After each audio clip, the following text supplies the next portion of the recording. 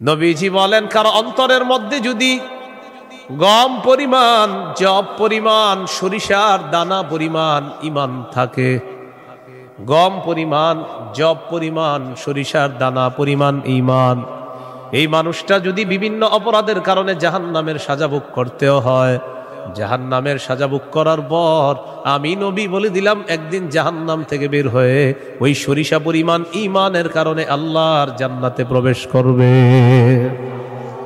খাঁটি ঈমান, বিশুদ্ধ ঈমান, এটার মধ্যে কোনো ঝামেলা করা যাবে না। আল্লাহ কথাগুলা বুঝার তৌফিক দান করেন।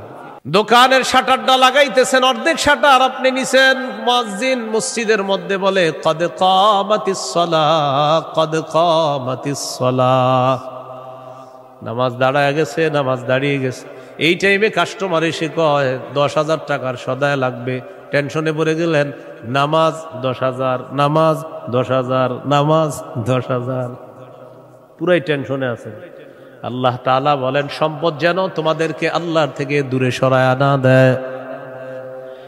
নামাজ দাঁড়িয়ে গেছে, আপনি শাটারও লাগাইতেছেন নামাজে যাওয়ার জন্য, আল্লাহ তাআলা বলেন এই শোনো, সম্পদ যেন আল্লাহর থেকে দূরে সরায় না দেয়।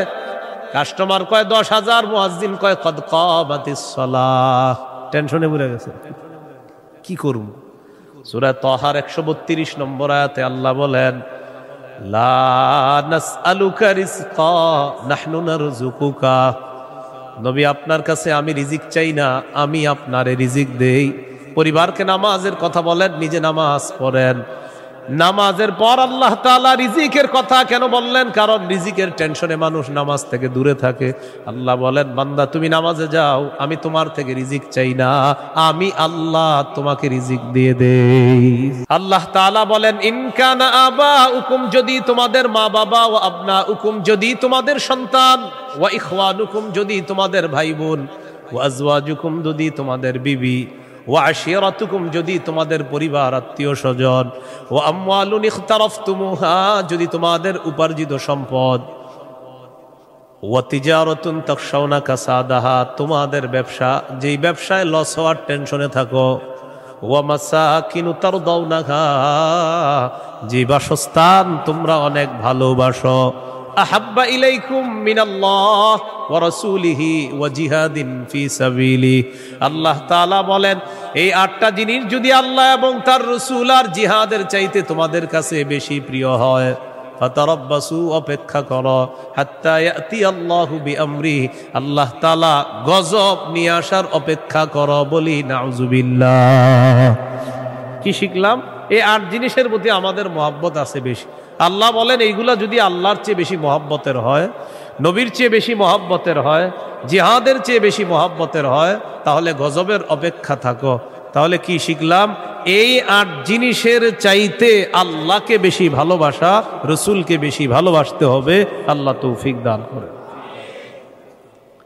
এখানে কয় জিনিসের ভালোবাসার কথা হলো? 8 জিনিসের ভালোবাসার কথা।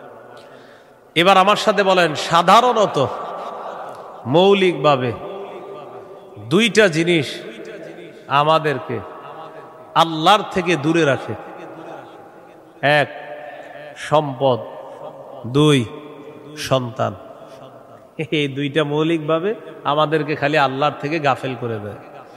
সূরা মুনাফিকুনের 9 নম্বর আয়াতে আল্লাহ বলেন, ইয়া আইয়ুহাল্লাযীনা আমানু লা তুলহিকুম আমওয়ালুকুম ওয়ালা আওলাদুকুম আন যিকরিল্লাহ।